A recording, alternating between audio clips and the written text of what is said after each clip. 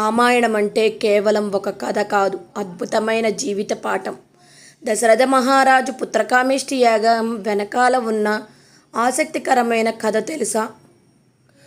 సంతానం కోసం తపించిన దశరథ మహారాజు మునుల సహాయంతో పుత్రకామేష్టి యాగం చేయడానికి సంకల్పించాడు.